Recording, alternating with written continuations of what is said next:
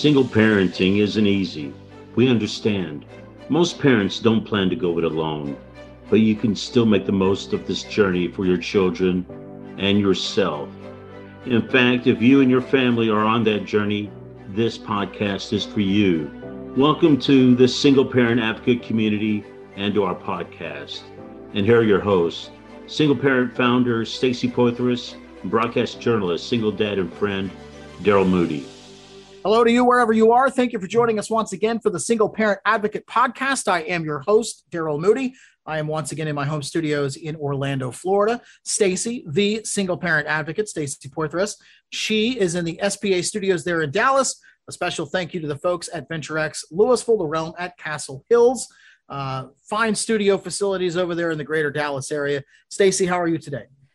Hi, Darrell. Hey, everybody. I'm doing good. I'm just super excited to be here and to see you and talk about all of our new topics and tell you guys about Mother's Day. Awesome. That was our last episode, was kind of the lead up to Mother's Day, a pretty big day for Single Parent Advocate. Tell me about your event. What'd you guys do? So we had, as you guys might remember, we had Toy Penny and her book and a gathering with moms and kids. We went ahead and met at a church in the northern part of the Dallas County, almost to Denton County. It was called Bentry Bible. And we had finger sandwiches and tea and music and lots of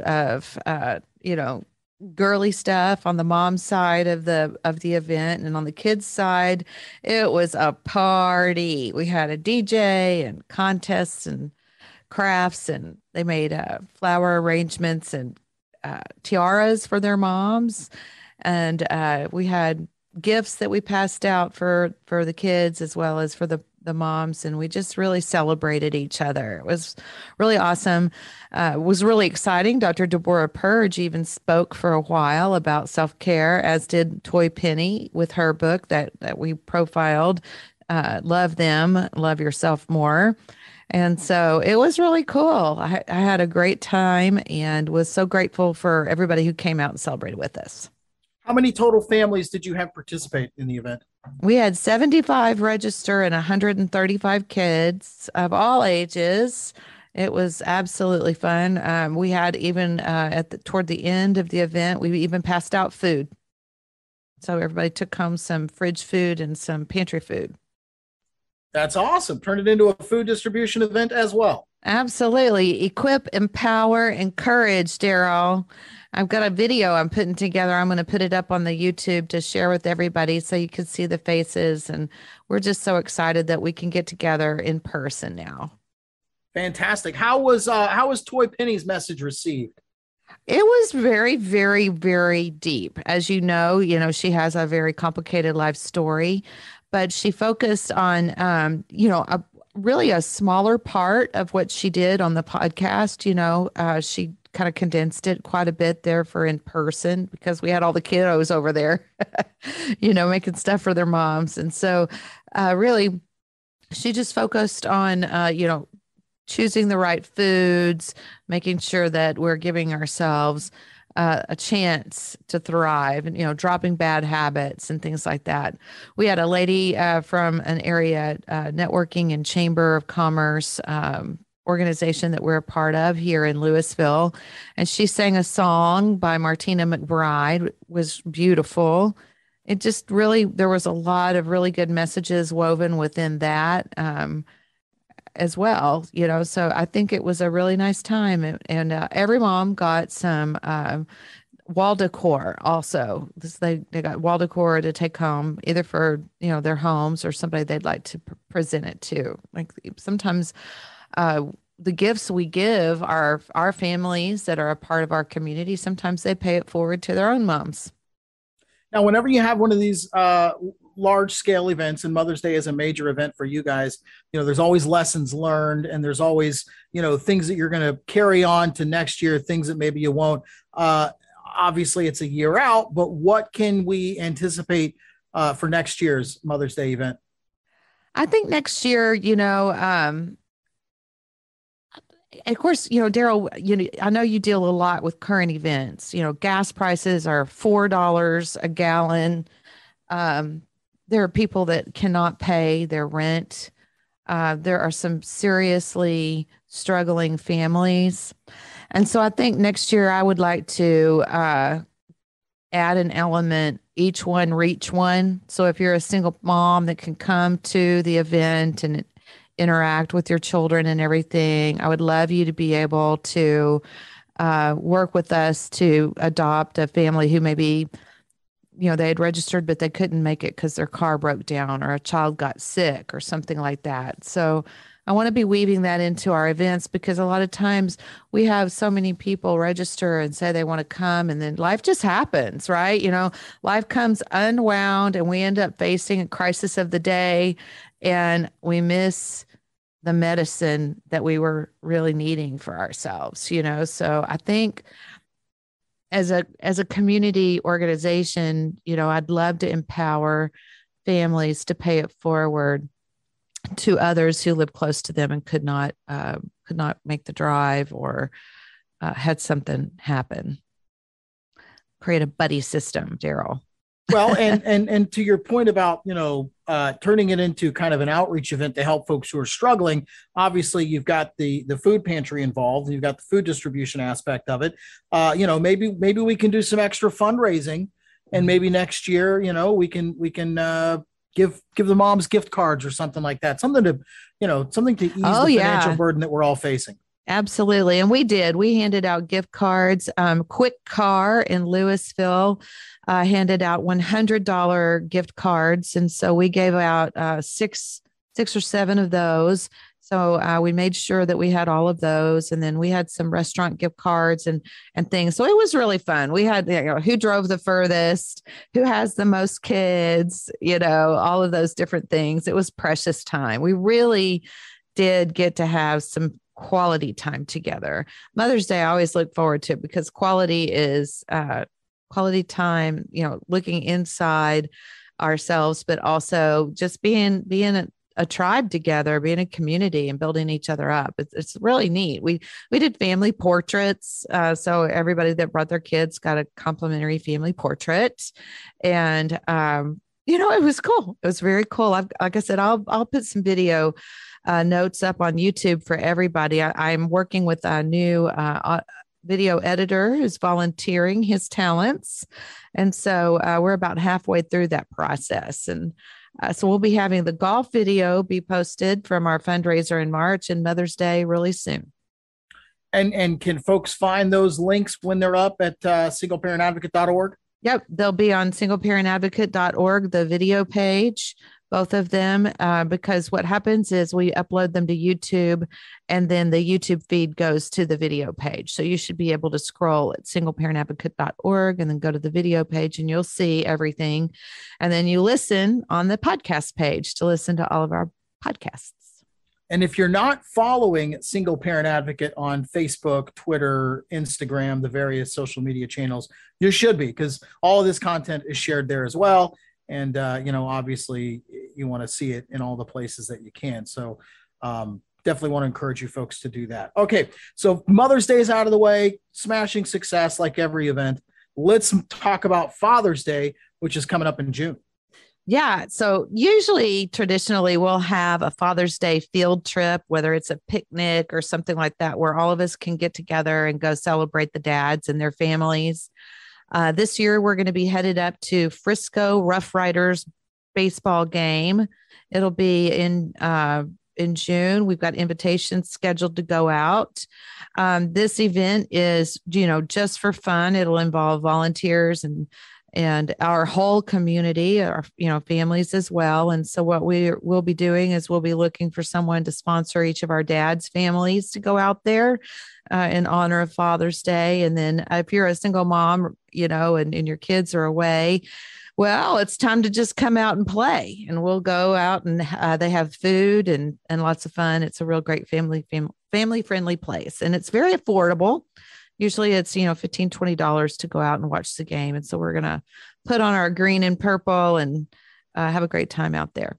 I love minor league baseball. I mean, when in terms of family entertainment and value, a day you cannot go wrong spending a day or a night at the ballpark. So you said it's the Frisco Rough Riders. Frisco Rough Riders. Yep. Now, are they single A, double A, or triple A, or do you know? They're AAA, I believe, and they're a farm team for the Texas Rangers. Very cool. So it's pretty cool. They're an awesome organization, and I just can't wait. I love going to the ball game. I remember, I lost my dad, as you know, Darrell, and it was a very, very, very emotional experience for me. I lost him in 2018, and there were so many memories, like I was, daddy's girl. And so, he would take me to the baseball game, or he'd take me to the horse races, or all these different places. And I just treasure those memories, and so baseball has always been part of one of my big memories with my dad. And so love you, Dad. And so it'll be nice, to have a place to go and to be with our community on Father's Day. Sometimes I think, we want to go see our dads, and we want to be with them and honor them, and, grill out and have a good time. But there's a lot of different elements that go into Father's Day, and really, frankly, Mother's Day as well. A lot of times we've lost someone, or they're sick, or, there might be situations that keep us separate, like long distances and things like that. So we're just excited to get together. So no matter how Father's Day shapes up for any of us, we'll all be together and have a good time. Fantastic. And then once you clear Father's Day, you've got back to school bearing down on you. That's when, August? Yep. We're going to have our back to school outreach on August 6th. I'm in communications right now with Gateway Church in Dallas about putting those plans into action. All of our families, I'm so tickled how we are able to just stuff their backpacks full of everything that they need. It is really not a skinny backpack, people. This backpack is heavy. And so I went through the storage, and I found like 300 backpacks we've already got ready to fill up. And we're all leaning in and working on the logistics right now for back to school, believe it or not. And summer hasn't even started yet. So, and then right after that, it's North Texas Giving Day, Thanksgiving, and Christmas. And we've got plans in the front burner for all of that. And this year, we're going to have our first ever gala in October. And so we're going to be putting together a fun dinner. I believe the ladies are telling me they would like it to be a masquerade ball. And so we'll see how we do. The golf tournament sure was a bunch of fun. So hopefully we'll get to do some great stuff with the ball. So you're going to have two major fundraising events in the year, one in the spring and one in the fall. Yep. Okay, awesome. Well, I mean, we talk about the logistics of keeping Single Parent Advocate running. And as we get closer to those events, I know I speak for our listeners when I say I'm excited to hear about everything that you'll have planned. So we'll talk about that. Now, oftentimes in this show, because I am a single dad with young kids, a lot of times whatever's going on in my life becomes fodder for the show. And that is the case this week as well. And with the backdrop of Mother's Day, I suffered a pretty significant loss in my family. We lost my mom 6 days ago, and it was cancer. And the way that she left us, is going to leave all of us with a lot of things to figure out. And what I'm talking about is, my mother was not very old, 67 years old, not even into her 70s yet. She was a lifelong smoker, so she wasn't in the best health, but up until a few months ago, she lived a very active life, was coming and going, dealing with her grandkids, having a good time. She was an active gardener, had a pretty full life. And in February, my mom lost her last remaining sibling. Her sister died from complications from pneumonia, not COVID related, but It was pneumonia. And she was the last of my mom's 5 siblings to pass away. And just in the last 3 or 4 years, my mother has lost all 3 of her sisters. Her 2 brothers died before that. So Darrell, that's big deal. How are you doing? I'll be honest with you. I really wasn't that close to my mother's side of the family. That's a different topic for a different show. So as far as losing Aunt Carol and Aunt Vanya and Aunt Tia, I don't, last time I saw them was at grandma's funeral. So it wasn't a significant loss for me, but it was for my mother. So in February, late February, my mother was at my sister's house in Ocala, which is about 90 minutes north of Orlando here in Central Florida. She was visiting, to say goodbye to her sister who was going. And to make a long story short, my mom suffered a fall at my sister's house, tripped over the stoop trying to get in the house and fell and was hurt. Spent another week at my sister's house. Eventually made it back down here to Orlando, but over a period of 8 weeks, she just kept complaining about this excruciating pain. So my sister and I, over this period of time, we're begging her to go to the hospital. I mean, if you're telling me that you are bedridden, experiencing the most excruciating pain of your life, and you've delivered 3 children, it's got to be bad, whatever it is. So we couldn't get my mom to go to the hospital. So my sister, over those 8 weeks, is growing in concern, and we decide that I'm going to go make an unannounced surprise visit just to see how my mom is doing. And I checked on her, and she was out on her back patio smoking, but she wasn't physically able to get up to unlock the door to the patio so that I could sit with her and visit with her. So I had to wait about 15 or 20 minutes for her live-in boyfriend to return, who let me in, and I sat down with her. And I got to be honest with you, Stacy, she seemed to be in fairly high spirits. And so my mom's story was, well, I just changed my insurance from an HMO to a PPO or vice versa. I have an appointment on May 5th to go see my new primary care physician. I'm trying to follow the rules here. I'm going to wait until my doctor's appointment. And I'm like, well, Mom, there's a good chance that you can get to this doctor's office and he's going to tell you to go to the hospital. So why not do it now? You know what I mean? Right. So long story short, my mom saw the logic in that. And the next day she went to the hospital. Of course, they admitted her, started running all kinds of tests. And lo and behold, Mom has stage 4 lung cancer, and it has spread from her lungs. And apparently there is a mass in her pelvis that has caused a break in the hip. So the ball and the socket of the hip are broken. On top of that, the poor thing, she's got blood clots in her lung, in one of her lungs, and pneumonia. So she's in the hospital with a litany of issues, So as we're running these tests, and she claims she had no idea she had cancer, didn't know she had cancer. None of us knew she had cancer. The cancer diagnosis was a complete and utter shock because none of us knew she had cancer. So, and how many years had she smoked, Darrell? Her pretty much from 12 or 13 till 67. So, a long time. And of course, I'm sure she's had multiple physicians tell her that, you need to quit smoking and you need to make some health changes and you need to, get a hold of this thing. So as we're running more tests and we're figuring out everything that is wrong with Mom, they decide, well, we need to move you to the hospital downtown. So they move her to the big hospital downtown. That was on Sunday, on Mother's Day.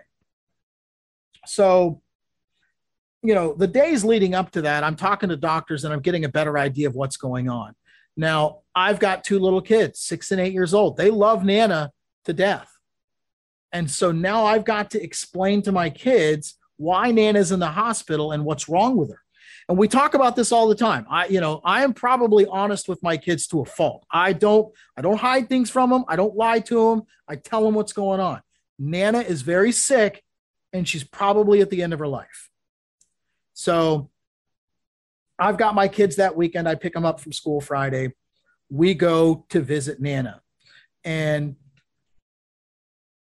God bless her, my little 6-year-old, she wrote Nana a poem. Oh. And actually like had the wherewithal and the emotional control to read this to Nana in the hospital bed. Meanwhile, my 8-year-old is running out of the room frantically crying and scared because this is an emotionally traumatic thing for a child. Absolutely. Now, at 6 years old, Claire probably doesn't fully grasp what's going on, but she's dealt with death. We had a sweet little old lady that lived next door to us and died of COVID last year. Just in October, we had to put my 15-year-old dachshund to sleep. So she understands what death is. They're here, now they're gone, they're in heaven. So it's not like it was a complete mystery to her. So I'm really proud of her for being able to maintain her composure in that moment where the rest of us were all a mess. So as a parent trying to be real with my kids, I did the best I could to set them up for what was going to happen. And I told my 8-year-old, I said, grandparents get old and die. One day I'm going to die. You're going to die. We're all going to die. It's a part of life. Now, as a family, I'm way too honest. I'm just listening to that and thinking about everybody who's tuning in. But it's the truth, Stacey. It is. That's the only thing you can count on is death and taxes. Right. However, there's just anyway. I had to giggle. Sorry. No, well, I know. I'm not so worried about it because I know where I'm going when it's all over. And from what I've seen and heard, what I've heard, it sounds like a pretty cool place. It is. So I'm trying to prepare the kids emotionally for what's coming, and they end up moving her to the downtown hospital, and it's Mother's Day. So I've already taken the kids back to their mom. They're with their mom. They're not with me. I'm they're with their mom and you're with your mom. And I'm with my mom. Yes.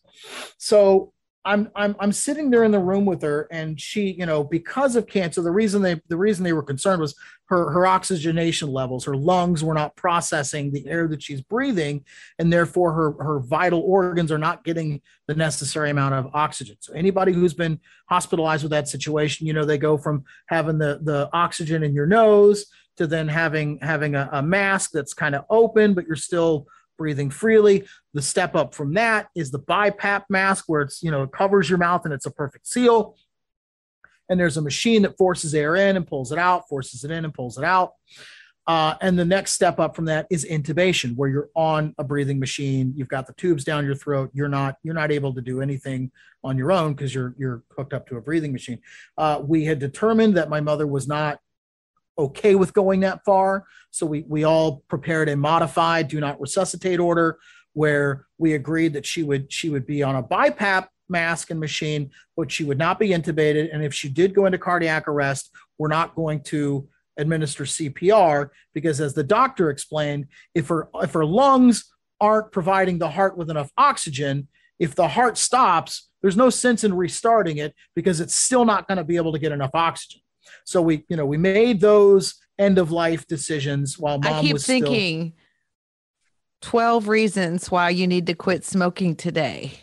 Oh, if anybody's listening and you're still smoking, I mean, you got your reasons, but you also have people that love you, and you should think about them and quit smoking. That's my PSA for this lesson. So on Sunday, I'm in the room with my mother, and she is trying to sit upright, and the folks brought food from the cafeteria. I'm going to try and feed mom. She hasn't eaten since she's been in the hospital. I'm going to try and get her to eat here. And she's trying to sit upright. And I know she's got a broken hip, and she's struggling to sit upright. So I try to help her, and I don't want to hurt her.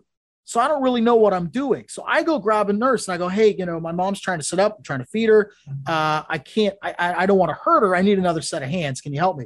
Well, the next thing I know, Stacey, there are 9 people in the room attending to her. And one of them comes out and tells me, we're going to move her to the ICU. We're going to put her on a BiPAP machine because her oxygen levels are just, dangerously low. We'll lose her in a matter of hours if we don't get her on a machine. And they only do that in the ICU. So we move her to the ICU. At this point, the oncologist, because when you're in the hospital, you have to, if you're one of the family members and you are a decision maker, that sort of thing, like you have to camp out at the hospital because you can only talk to those doctors when they make their rounds. I mean, you can request to have them call you. They may call you. They probably won't. So you have to be there when the doctors are there. So the oncologist, speaks more frankly with me about what she's up against and what's going on. And, before we can even treat the cancer, we've got to get her off the blood thinners so we can operate on the broken hip. So looking at this laundry list of ailments that mom is facing, my sister, myself, and my mom's boyfriend, we all collectively decide, yeah, you're right. It's not worth, even if she was strong enough to survive the chemotherapy and surgeries and all the things that would be involved in a cancer treatment plan, we've got to get her stable before we can even do that. So there's, it was abundantly clear that these were mom's final days, and we need to start talking about hospice. We need to start talking about palliative care and make her comfortable, since we're not going to treat what's wrong with her. And all the while, Stacy, I'm thinking to myself, she knew. She had to know. She sees doctors. She's a primary care physician. She went to, multiple urgent care facilities in the weeks leading up to this. She knew. And I wouldn't get my answer, Stacy, for 3 more days. But I eventually did. Once we decided that, we were going to meet with the hospice coordinator, and it was time to put all those things in motion. I left work early and hung out at the hospital. And, now you realize that the clock is ticking, and it's time for you to start saying the things to mom that you need to say. It's time for you to start setting her up for what's coming, So I can remember at one point asking her, Mom, do you understand what's going on right now? And yeah, I get a big, up and down nod. Yes. An acknowledgement that she is aware that this is the end. And I just, Stacy, my sister left the room, and it was me and her, and I closed the door, and I just told her what was on my heart. I told her how much I loved her. I told her, about my regrets and things that I would do differently. I made a point to thank her for raising me the way that she did. And I told her I wouldn't be the man that I am if it weren't for you, and I said the things that I needed to say. When my father died, he was going in and out of the ICU and all these places. And the day that my dad died, I saw him and I thought he was going to survive. So I came back to Orlando, planned to come back. I didn't get the chance to say the things that I wanted to say to my dad. So I took that opportunity to make my peace with mom and to tell her. Yeah. I and I had to get her to admit it. I know she couldn't tell me, what she knew and when she knew it, but I finally was like, my sister was on one side of the bed and I'm on the other, and we pinned her down and we said, not physically, but I mean, we got her to admit to us, Mom, did you know that you had cancer before you came to the hospital a week ago? And I get a big, affirmative nod followed by a no nod. So my sister and I, interpreted that to mean, yes, I knew I had cancer. No, I didn't know that it was as bad as it is. So now we're my worst fears have been confirmed. And I told my mom, I said, very few people get to deal with death on their terms. If you were told by a physician that you have cancer and you decided not to treat it, that's your decision, and I have to respect it. And deep down, I want to believe that you made that decision to protect us so that we wouldn't have to watch you decline, so that you wouldn't have to go through all of the physical rigors of chemotherapy and all the various forms of treatment for cancer. I mean, nobody who goes through chemo says it's fun. So I told her, I said, as much as it hurts me, I have to be grateful because you did it to protect me. And if I'm being honest, if your plan was to ignore cancer until it killed you, your plan worked out about as well as it can, And my sister and I from there, I asked her, I said, all of this stuff being said, let me ask you something. Are you excited to get to heaven, to be with George, my brother, and Ricky, your late husband? And she gave a big, emphatic, up and down nod, affirmative yes. And my sister gasped and went into theatrics. And I told her, I said, Mom, I want that for you. And so now it's about 4 o'clock in the afternoon. I got to go get my kids. So I tell my mom, I go, Mom, I'm going to go get the girls. We're going to get some dinner and then we're going to come back. Is that okay? No head shaking, nothing. She's sleeping. Okay. All right. We're going to go. So I go and pick the kids up. The one kid is Elise is just miserable. She doesn't want to go anywhere. She doesn't want to go to a restaurant at all. I call my sister and she's like, absolutely not. You're not bringing a sick kid in the hospital. If she's sick and miserable, take her home. They can see Nana tomorrow. Within an hour, she was gone. And it was 20 minutes after 6.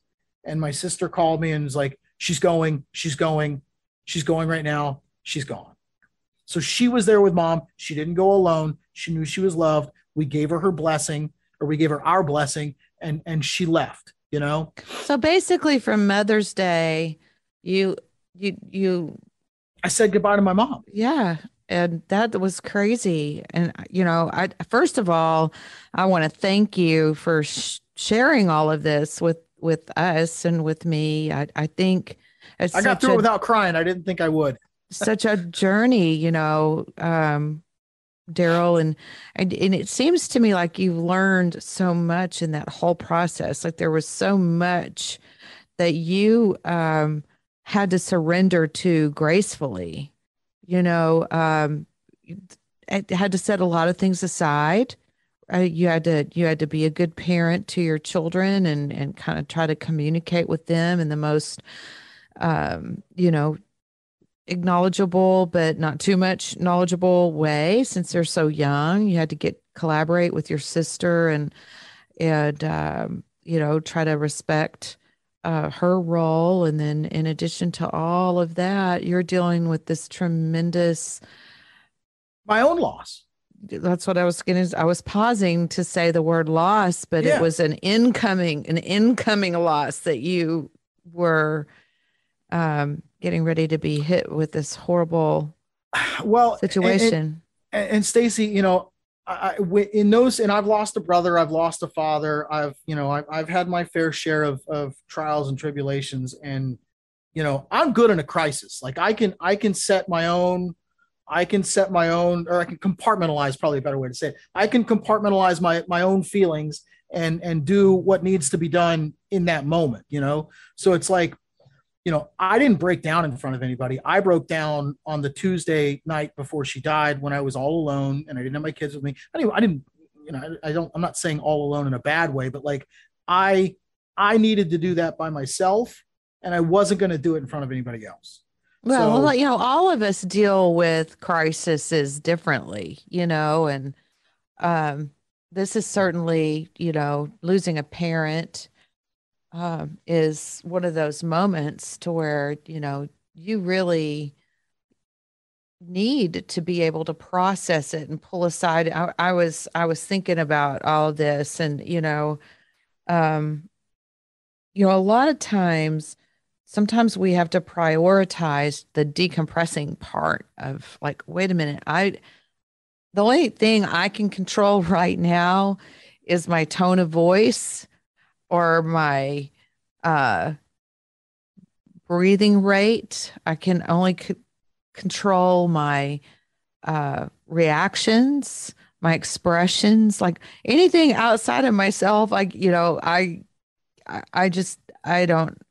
I don't have the capacity to manage that. And that's really when we're needing to pull aside. And that's part of dealing with the crisis is pulling aside and putting the oxygen mask on yourself. We say it all the time, put the oxygen mask on yourself, so you can, not only help others, but just be with others sometimes and be considerate of others and be respectful of others. We have to be sure that we're taking care of our own hearts, and especially this place. I would think.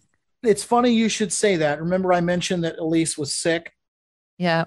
And I told Elise that, when these kinds of situations impact families, you're strong for each other. I'm strong for you. You're strong for me.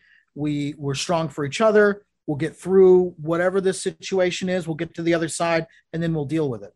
So Elise was home sick. We lost mom Wednesday night.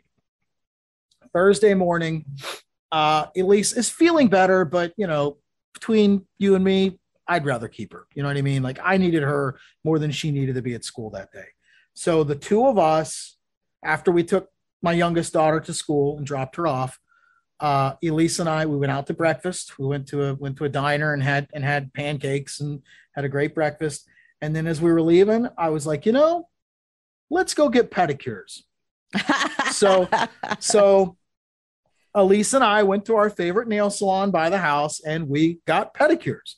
And after our pedicures, we went and did some shopping. And we walked around an art store, and she got a piece of artwork and I got a piece of artwork. And then we went to not Bed Bath, Bath and Body Works. The other really expensive that was product some store. good shopping therapy there, Darrell. And I took the opportunity to explain to Elise what retail therapy is and how it helps. You know what I mean? So that, for that Thursday, I mean, I leaned on my 8-year-old, and I'm not kidding. She took excellent care of me. I mean, she and she's a good companion. Well, even after she went back to her mom's house, for the weekend, she has called me every morning on the way before I go to work and before she goes to school, and she calls me at least twice at night, and just, Dad, I'm just checking on you. Are you okay? How are you doing? Right. So here we're at Thursday. Friday morning, the stomach virus that she's dealing with comes back. She pukes all over my room at 4:30 in the morning. Oh, TMI. Well, but every single parent, you're the only one there. You got to deal with. You've cleaned up your kid's vomit. You know what I'm talking about. The listeners know what I'm talking about. So anyway, the sickness is back. So now we're back. Now I'm back to taking care of her on Friday, and I'm much better taking care of other people than I am taking care of myself. I see. And now this is her third day out of school. Okay, now we need to go see the pediatrician. We need to get a doctor's note. We need to figure out what's going on. Just a virus. She's fine. She has since bounced back. Ironically, on that Sunday of that weekend, which would just be now 3 days ago, mom gets it. Her mom gets it, and the little one get it. So now they're both sick and miserable. So I, called my ex-wife and I go, well, how about I take Elise off your hands? Because, nobody wants to be sick around a kid bouncing off the walls, that has cabin fever. So I'm like, I'll take Elise, you and Claire, kind of ride it out, whatever you need, I'll get you. And we had another daddy-daughter day, and we went shopping again. She needed some clothes. So we, took that opportunity to go do some shopping where you can, get a big pile of clothes and go into the fitting room and figure out what fits and what doesn't. So we took advantage of that. We went out for lunch. She and I had sushi, which we've been talking about for weeks. And, and I got another daddy-daughter day out of it. But I mean, the point I'm trying to make is that, in that moment when I was going through what I was going through, my kids took care of me, Well, they had a good example about that, didn't they? When you were there for them, right? Well, I mean, I would like to think that is evidence that I'm raising good kids or that I'm doing something right. You know what I mean? Because, kids by nature are selfish, and they're kind of wrapped up about. I know a bunch of kids that would tell you to speak for yourself. They have good hearts, and they want to help, and they want to do good and be successful. But I think most kids are concerned about what's in their, what's immediately in front of them. But I was really just, I mean, I have been singing my daughter's praises. Oh, that is such a wonderful, like, silver lining, that you went through all of this, and you're in the middle of trying to deflate and decompress. And, I've lost my mom and my dad, and, my mom, she had brain cancer, and, I was the one in the room with her for that, when the decision had been made. And, there was this sort of when a bomb goes off and there's like still the dust in the air, and she had gone, and all of the arrangements had happened, and we paid our respects, and had her services, and after it was over, it was still this numbness. It's like you're almost in a different state, or I was anyway. I'll speak for myself. And so I had to really kind of dig into that, and it was kind of an emotional hangover, is what it is. And It kind of is. You have to be able to name it and claim it, right? This is what I'm going through. I'm in grief, and grief has all of these stages, and you don't ever know which stage is going to hit you first, right? Whether it's the death of a spouse or a parent, or and you were just on the heels of a job change, and life, in the world, and in our families, in our homes, and also out for our kids too. We're all bobbing and weaving, and trying to not get hit by all of these crises, big and small, that are going on. And the fact that you were able to compose yourself and pull aside and deal with your own emotions, I feel like what happened was it turned around, and it's almost like your children saw it and did the same thing in a different way, versus trying to push yourself to react or say or do something that maybe you were too tired or too much in shock, or too, like, you couldn't find the words. So you didn't use very many words. You just, were direct. Well, I have cried in front of my kids before, going through the divorce and that sort of thing. So crying in front of my kids wasn't anything new, but where they hadn't seen me break down leading up to the death of my mother, I woke up that Thursday and it just, it hit me like a ton of bricks, and I was emotional. And, you know, the way I explained it to my kids was I said, I'm not crying about Nana dying because, I can reconcile that Nana is dead. And knowing what she was up against, knowing what she was struggling with, knowing that for the 8 weeks leading up to her death, she was in excruciating pain because that cancer was eating her body from the inside out. I'm at peace with that. What I am mourning now and what I'm sad about is my relationship with my mother.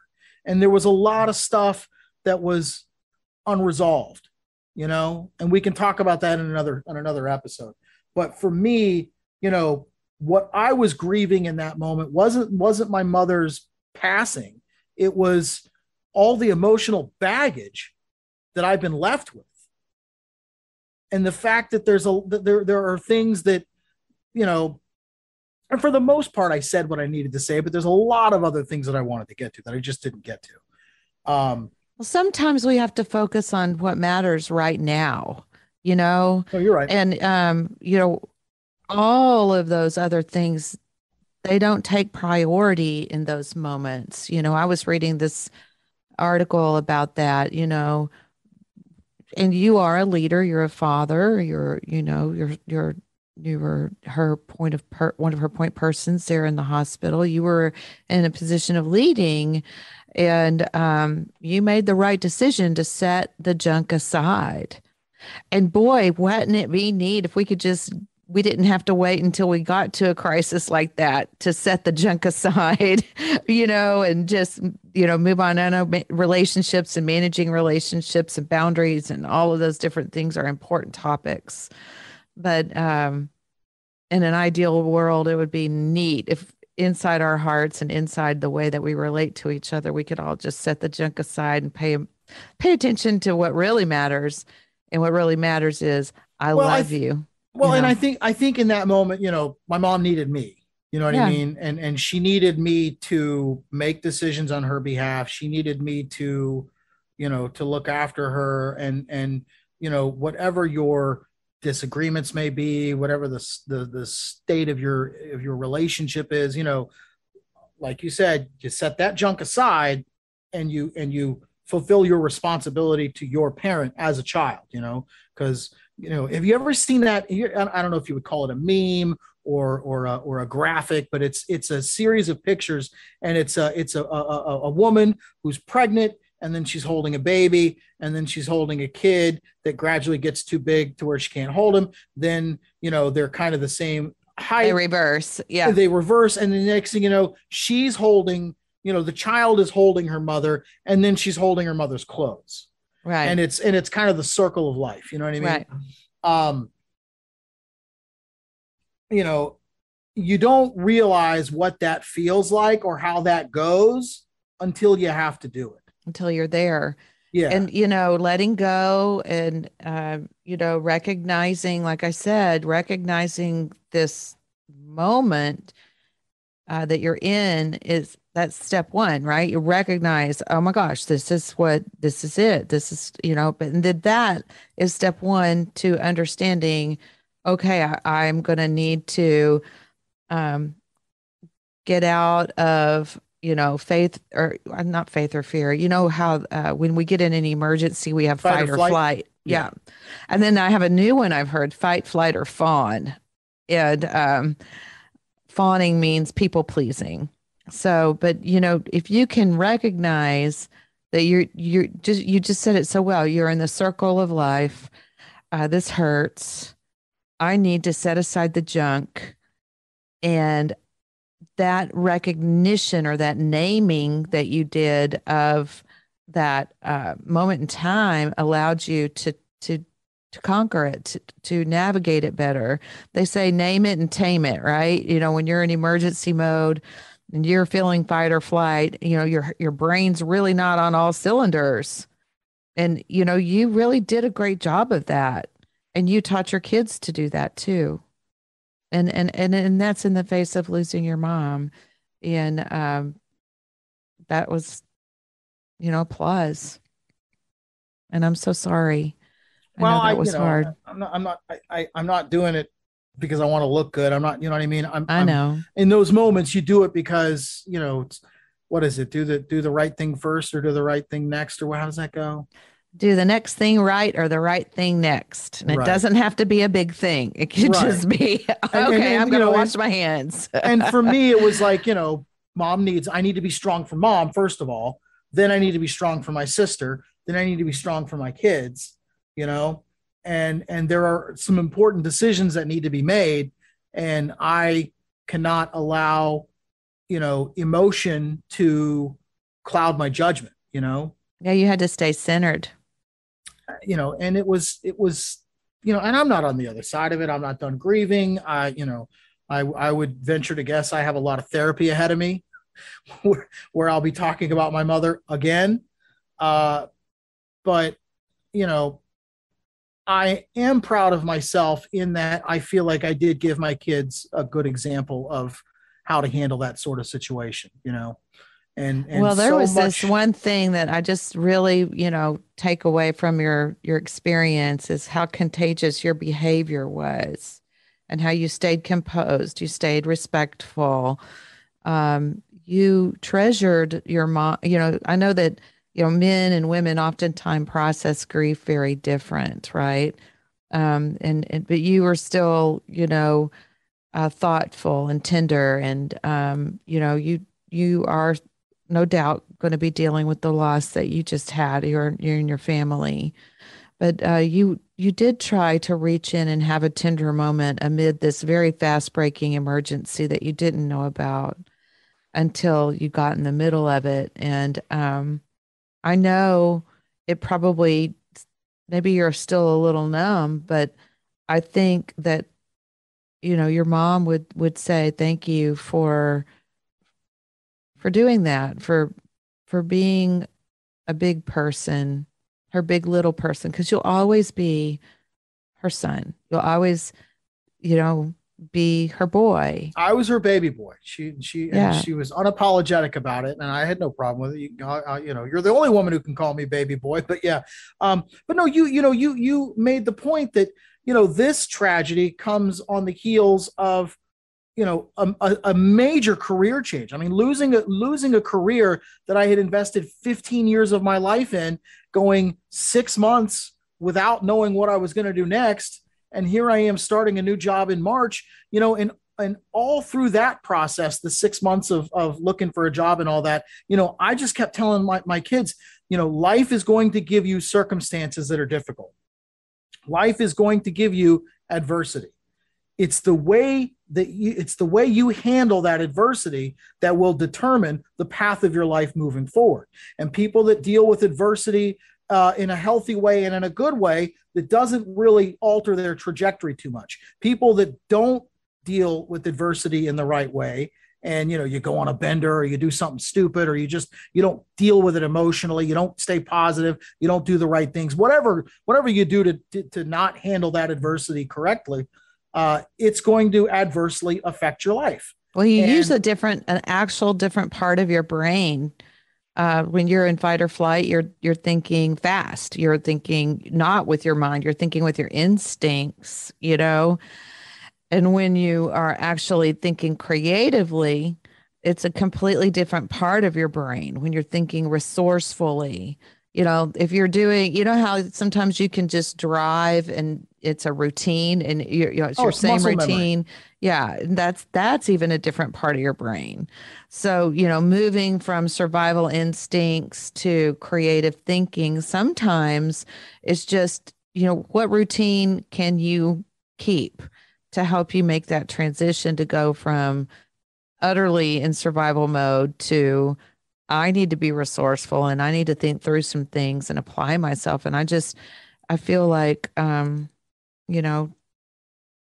maybe there's a lot of times, whether you're going through the job change or the death of a dear one or anything like that, Well, they're all different forms of adversity, but I can remember telling Elise giving her that message specifically.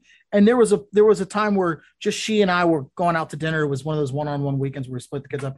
And she basically repeated that back to me and said, Dad, in life, you're going to have adverse situations and you're going to have problems. And the way that you handle them separates the successful people in life versus unsuccessful people in life. I don't think she worded it that way, but she basically, this is your 8-year-old to me, my 8-year-old, my wise sage of an 8-year-old. Look out, Yoda. Well, it just, for me, it's, for somebody who worries constantly that my divorce is going to screw my kids up, every now and then I have these examples of, wow, I really am raising good kids, and their heads are screwed on right.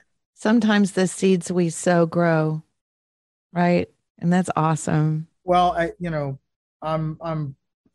Stacy, I cannot say enough how proud I am of the care that my 8-year-old has given me. And just this afternoon on the way driving home from work, she called me to check on me. Oh, that's great. And we had pulled 3 different blog articles about parenting and crises, and we were going to talk about that stuff. But yeah, I will put the links in the captions. I just think if I could say, as we come to a close, to you, I'll speak to our community, for our community. We're also sorry for your loss, and losing a mom or a dad or family member is never easy, no matter what the circumstances are. And we all hope you heal. And we hope that, you will always know that you'll always be your mom's angel.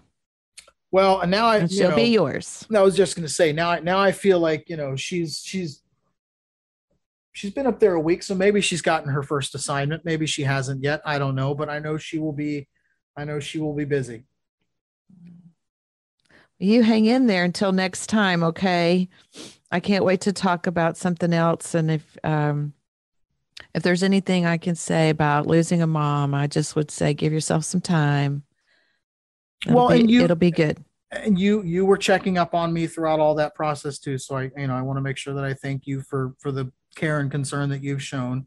And, as in those moments, it really does mean a lot when somebody checks in and says, hey, Are you doing okay? How's mom? You know what I mean? Right. So It's not over after it's over. There's that yeah. whole, part about decompressing that we all need to go through. And remember, grief is a process Oh and yeah. it's different for everyone. Yeah. And it'll be a good path. And you've come through a lot. So great job. Well, I don't know. I don't know that we, were able to share any great life advice for you listeners. We didn't have a guest this week, but as I said, it seems like an awful lot. This show has kind of become my de facto therapy outside of paying the copay. So thank you folks for allowing me to share my experience of losing my mom around Mother's Day. And I don't know that you necessarily can learn anything from my experience, but I hope knowing that we all go through it, maybe that's a comfort to some of you folks. Okay, everybody, we're going to tell you goodbye for now and wish you all a good week. Listen to this. I think there's a lot of nuggets that came from Darrell's story, and we'll see you next time. All right, folks. Bye-bye.